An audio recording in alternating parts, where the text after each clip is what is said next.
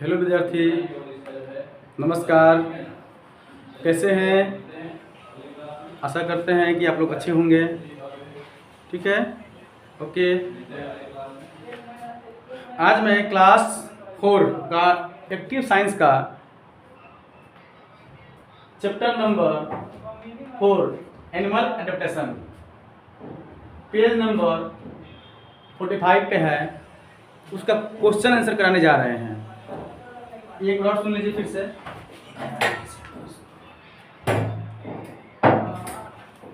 देखिएगा फिर से। Class 4 subject science chapter 4 animal adaptation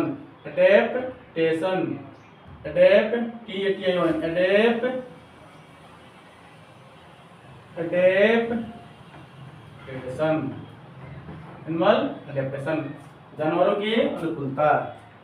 page number 45। Page number कितना पे है? 45 पे। ओके, इसका हम लॉन्ग क्वेश्चन से देखेंगे। क्या देखेंगे? Long question and answer. ठीक है, लॉन्ग क्वेश्चन एंड आंसर देखते हैं। पहले क्वेश्चन में क्या है? पहला क्वेश्चन कह रहा है कि describe 5 animals adaptation for protections. Describe any 5 animals adaptation for protections. उनकी सुरक्षा के अनुसार डिस्क्राइब कर 5 जानवरों के बारे में क्या करना है? डिस्क्राइब करना है। ठीक है, कि उनका प्रोटेक्शन यानी सुरक्षा कैसे होता है। नहीं, बॉडी के किस पार्ट से होता है। ठीक है, बॉडी के किस पार्ट से होता है। बॉडी का कौन सा पार्ट, बॉडी का कौन सा भाग उसके लिए अनुकूल है। कहने का मतलब है क्वेश्चन समझ में आना चाहिए। जब क्वेश्चन समझ में आ जाएगा, नहीं तो आधा आंसर आप खुद से निकाल सकते हैं। तो यहाँ पर क्वेश्चन कह रहा है कि डिस्क्राइब करना है, वर्णन करना है। डिस्क्राइब करना मतलब क्या? वर्णन करना। नहीं, 5 जानवरों के बारे में। कितने जानवर? 5 जानवर के बारे में क्या करना है? वर्णन करना है कि उनका सुरक्षा कैसे होता है। कौन सा पार्ट जो है उनकी सुरक्षा करने के लिए उत्तरदायी है। ठीक है, उनके अनुकूल है। तो लिख दिए हैं कि there are 5 type of adaptation that show how animal protect themselves from danger and from danger are flowing. ये 5 हुआ है। कौन सा है? इसके जगह पे हम कुछ और लिख सकते हैं, कोई दिक्कत नहीं है। नहीं, देयर आर डिफरेंट लिख सकते हैं। 5 की जगह पे अगर हम जाए तो डिफरेंट लिख सकते हैं। डिफरेंट 5 के अलावा भी है। डिफरेंट हम 5 इसलिए लिखे थे क्योंकि हम 5 का ही आंसर दिए थे। 5 का पूछ रहा है इसीलिए 5 लिखे थे, इसीलिए 5 लिखे हुए थे। नहीं, डिफरेंट है, इसके अलावा भी है। ठीक है ना। तो आगे हम एक करके, नहीं बारी से एक करके देखते हैं यह कैसे उत्तरदायी है। पहला है डियर। नहीं, वर्णन करने जा रहे हैं। Deer, rabbit and mice. Deer, rabbit and mice can protect themselves. वो खुद को प्रोटेक्शन कैसे करते हैं? Protect themselves from danger and enemies. खतरा और अपने दुश्मन से कैसे खुद को बचाते हैं? देखिएगा, रनिंग वेरी फास्ट। नहीं, वो अपनी जान की सुरक्षा नहीं कैसे करते हैं? तो बहुत तेजी से दौड़ के करते हैं। बहुत तेजी से दौड़ के करते हैं। कैसे करते हैं? बहुत तेजी से दौड़ के करते हैं। अगर वो नहीं दौड़ेंगे नहीं तो अपने दुश्मनों के चपेट में आ जाएंगे। अगर वो तेज नहीं दौड़ेंगे तो क्या होगा? अपने दुश्मनों के चपेट में आ जाएंगे और वे मारे जाएंगे। नहीं, तो समझ में? पहले इसका आप लोग स्क्रीनशॉट ले लीजिए ताकि हमको समझाने में कोई दिक्कत ना हो। ठीक है, भाग में करना पड़ता है समझाने के लिए। स्क्रीनशॉट ले लीजिए। ओके, आई होप कि आप लोग ले लिए होंगे। दूसरा है वेल मछली, वेल फिश, वेल है, हिप्पो है एंड एलिफेंट है। वह अपनी बॉडी का सुरक्षा कैसे करते हैं, देखिएगा। तो whale, hippo and elephant have thick skin. कैसा स्किन है? थिक स्किन, बहुत मोटा उसका चमड़ा होता है। स्किन कैसा होता है? बहुत ही मोटा होता है, ठीक है। Which help them to protect themselves, जो उसे खुद को बचाने में क्या करता है? मदद करता है। खुद को बचाने में क्या करता है? मदद करता है। तो किससे?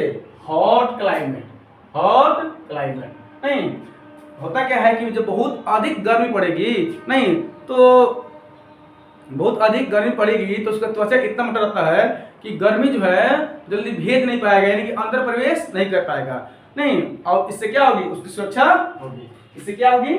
उसकी सुरक्षा होगी। तो कहने का मतलब है कि जो हिप्पो, व्हेल एंड एलिफेंट का जो थिक स्किन जो होता है वह उसे हॉट क्लाइमेट से क्या करता है? प्रोटेक्ट करता है। क्या करता है? हॉट क्लाइमेट से प्रोटेक्ट करता है। ऐसा है कि आप याद जरूर कीजिएगा, समझ रहे होंगे। आगे देखिए, कॉकरोच, कॉकरोच, कॉकरोच नहीं इंसेक्ट है। Cockroach also have a hard outer shell. नहीं, कॉकरोच के पास, यानी जो कॉकरोच होता है जो घरों में आमतौर पर देखने को मिलता है, उसका जो ऊपर वाला जो सेल जो होता है, नहीं जो बॉडी को ढके हुए रहता है, जो बॉडी को ढके हुए रहता है, इसको बोलते हैं आउटर सेल।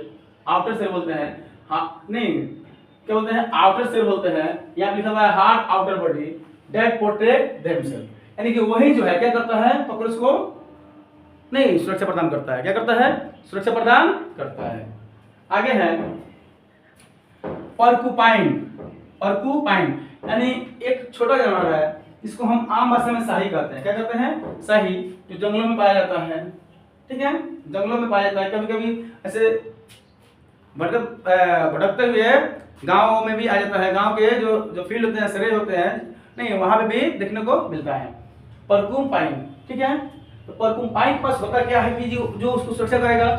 तो porcupine, porcupine sharp spine, spine जो स्पाइन मतलब कांट होता है। क्या होता है?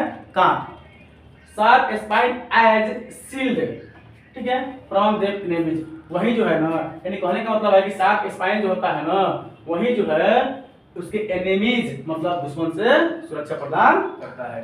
एनिमीज मतलब क्या बोलते हैं? उनके दुश्मनों से सुरक्षा प्रदान करता है। आगे आगे देखते हैं। आगे है एनिमल लाइक क्रैब्स, कुकड़ा। क्रैब्स क्या होता है? कुकड़ा। क्रैब्स में क्या होता है? कुकड़ा। नहीं, ऐसे मतियारी के मन में मिलता है, नहीं बहुत जगह मिलता है। ऐसे गांव देहात में देखिएगा कि बच्चे जो है क्या करते हैं, इतना मैंने बिल में हाथ लगा करके आराम से पकड़ के क्या करते हैं? ले जाते हैं और सब्जी वगैरह या जो बनाना चाहे बनाते हैं, ठीक है। तो क्रैब में क्या होता है? कुकड़ा। Crab and turtle have hard shell. नहीं, आप देखे भी होंगे, केकड़ा को पकड़े होंगे, कुकड़ा बोलते हैं इसे। कुकड़ा नहीं, केकड़ा बोलिए, बोलने के लिए कुकड़ा ही लोग बोलता है, केकड़ा ही बोलता है। क्रैब बोलिए। क्रैब, क्रैब एंड टर्टल के पास क्या होता है? हार्ड सेल होता है। क्या होता है? हार्ड सेल होता है। That protect their inner soft body, जो अंदर वाला सॉफ्ट बॉडी है, अंदर वाला क्या है? सॉफ्ट पार्ट है, उसको ये क्या करता है? सुरक्षा प्रदान करता है। अंदर वाले जो इनर सॉफ्ट बॉडी होते हैं, पार्ट्स होते हैं, नहीं उनको क्या करते हैं? सुरक्षा प्रदान करते हैं, यानी खतरा से बचाते हैं। फ्रॉम डेंजर्स, खतरा से बचाते हैं। ये आपका था पहला का आंसर। नहीं, देखने में थोड़ा बड़ा लग रहा है लेकिन एकदम इजी है। एकदम क्या है? इजी है। क्वेश्चन आंसर एकदम इजी है, बहुत भारी भी नहीं है। आगे आगे देखते हैं। अब है डिफरेंट बिटवीन। क्या लिखा हुआ है? Different between, different between extinct and endangered animal, ठीक है, विथ एग्जांपल्स। क्या करना है? Extinct, extinct animals and endangered animal के बारे में बताना है। तो इसका मतलब होता है विलुप्त प्राणी, जो विलुप्त हो चुका है। इसका मतलब होता है जो विलुप्त होने के कगार पे है, जो विलुप्त होने के कगार पे है। नहीं, ये विलुप्त हो चुका है, इसकी प्रजाति खत्म हो चुकी है और ये विलुप्त होने के कगार पे है। नहीं, विलुप्त होने के कगार पे है। अभी भी जो स्क्रीनशॉट नहीं लिए होंगे ले लें, ठीक है। देखिएगा, इसका मतलब क्या होता है, विलुप्त प्राणी। इसका मतलब क्या होता है, वैसे प्राणी जो विलुप्त होने के कगार पे है, यानी उसका प्रजाति खत्म होने वाला है। ठीक है ना। आइए समझते हैं कि होता क्या है कि the different between the different between extinct and endangered animal are following. इनमें निम्नलिखित अंतर है। नहीं, विलुप्त प्राणी और विलुप्त होने वाले प्राणी में नहीं, बहुत सारे अंतर है। देखते हैं क्या अंतर है। एक्सटिंक्ट एनिमल्स, यहाँ पे क्या है, एक्सटिंक्ट एनिमल्स। ठीक है, देखिए एक्सटिंक्ट एनिमल यानी कि विलुप्त प्राणी, यहाँ पे लिख देते हैं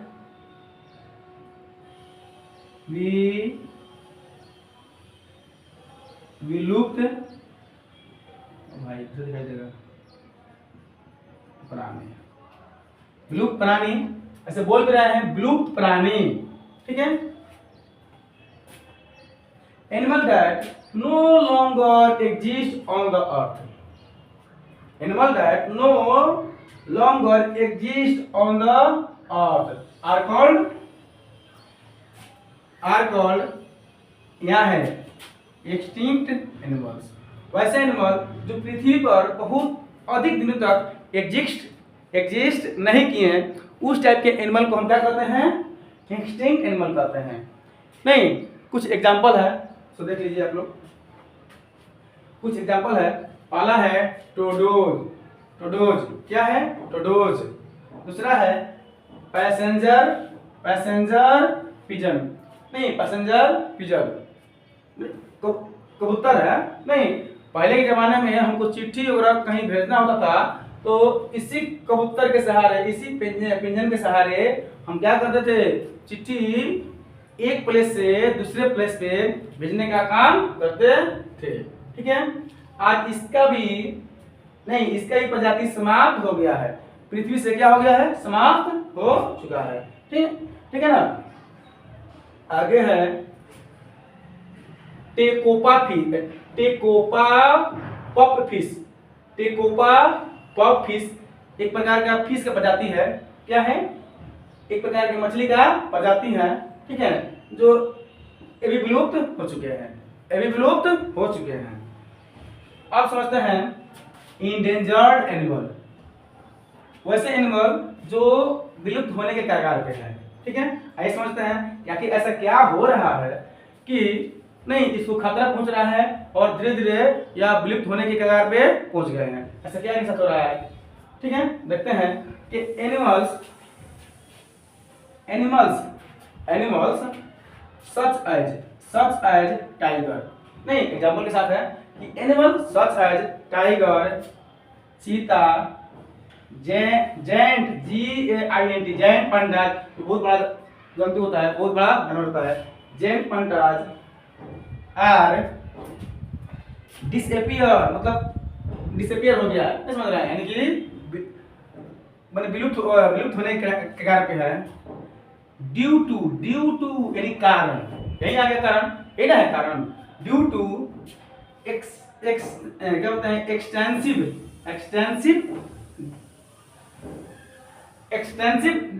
क्या होता है, डिफोरेस्टेशन, माने बहुत अधिक वनों की कटाई के कारण नहीं, इसका जो जाति जो है धीरे धीरे समाप्त हो रहा है।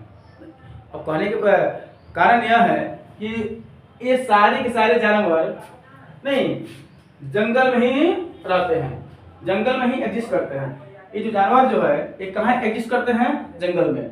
और बड़े पैमाने पे जंगल की जब कटाई होगी तो ये कहीं ना कहीं क्या होगा, निकल के भागेंगे और मनुष्य के द्वारा मारे जाएंगे, या उस टाइप का क्लाइमेट नहीं मिलेगा तो उसका भी शिकार हो जाएंगे। उस टाइप का क्लाइमेट उसको नहीं मिलेगा, नहीं तो क्या होगा, धीरे धीरे वो भी अपने आप खत्म हो जाएंगे। या अगर गांव वगैरह भागते हैं, शहर भागते हैं तो लोग से मार देगा। ठीक है, तो बहुत अधिक वनों की कटाई होने के कारण भी इसका इसके ऊपर इसका प्रभाव पड़ रहा है।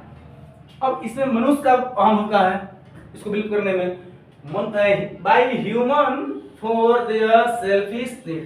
तो ह्यूमन जो है अपने आवश्यकता के लिए वनों की कटाई कर रहा है। नहीं, मनुष्य जो है अपनी आवश्यकता के लिए क्या कर रहा है, वनों की कटाई कर रहा है, ठीक है। इनको अपना फायदा दिख रहा है, ठीक है। इनके चक्कर में ये क्या हो रहा है भाई, गायब हो रहा है। इनके चक्कर में क्या हो रहा है, गायब हो रहा है। भाई आपको इनके ऊपर ध्यान देना चाहिए। अगर आप काट रहे हैं तो लगाइए, नहीं पेड़ काट रहे हैं, जितना काट रहे हैं उससे दुगना लगाइए, तब जा करके इस टाइप के जानवर का सुरक्षा हो पाएगा, अदरवाइज समाप्त हो ही रहा है। आगे देख लीजिए।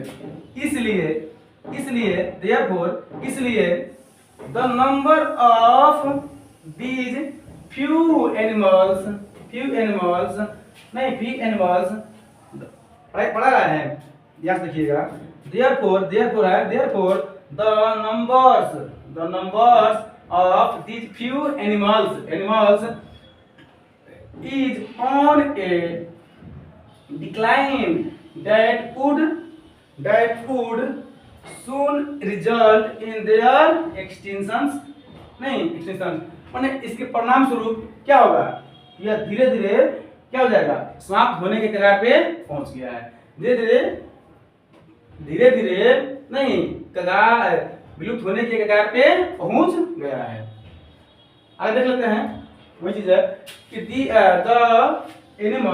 the animal that are on the verge of extinction का मतलब है विलुप्त होने के कगार पे, नहीं, the animals that are on the verge of extinction are called endangered animals। वैसे जंतु जो विलुप्त होने के कगार पे हैं, इस टाइप के जानवर को हम क्या कहेंगे, endangered animal कहेंगे, endangered animal कहेंगे। आज 2 ही हो पाया, देखते हैं और कितना है। एक रह गया। एक क्वेश्चन कौन सा है कि define camouflaging, give an appropriate example देके समझाना है। तो एक क्वेश्चन आपके लिए हम छोड़ रहे हैं, नहीं एक क्वेश्चन आपके लिए हम लिख दे रहे हैं, आप इसका आंसर लिख के लाइएगा, ठीक है। क्वेश्चन यहाँ लिखते हैं, इसको ऊपर सीरियस करते हैं, दे रहा है पर ये क्वेश्चन आपके लिए हम लिख रहे हैं, आप जरूर लिख के लाइएगा इसका आंसर, और नहीं होगा तो हम कराएंगे। क्वेश्चन नंबर 3 है, देख लीजिएगा क्या कह रहा है कि डिफाइन है, डिफाइन करना है, DEFINE, define camouflaging,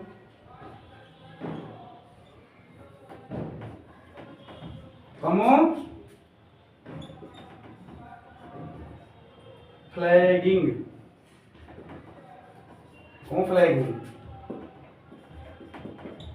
give an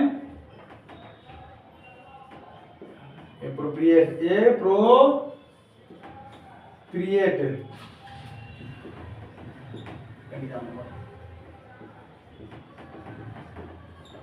example के साथ क्या करना है, इसको डिफाइन करना है। एक क्वेश्चन आपके लिए है, जब हम इतना कर रहे हैं कोशिश आप भी कीजिए कि एक क्वेश्चन आप खुद से बनाइए, अगर नहीं बनेगा तो हम तो कराएंगे ही कराएंगे, ठीक है, हम कराएंगे। बाय, थैंक यू, धन्यवाद, ठीक है। आप इसे याद कीजिएगा, हो सकता है कि यही एग्जाम में आ जाए। ESW के तौर पे आप क्या कीजिएगा, डू इन कॉपी, क्या करना है, कॉपी में इसे नोट करना है, एंड लर्न, और याद करना है, क्या करना है, याद करना है। थैंक्स सबको, बाय।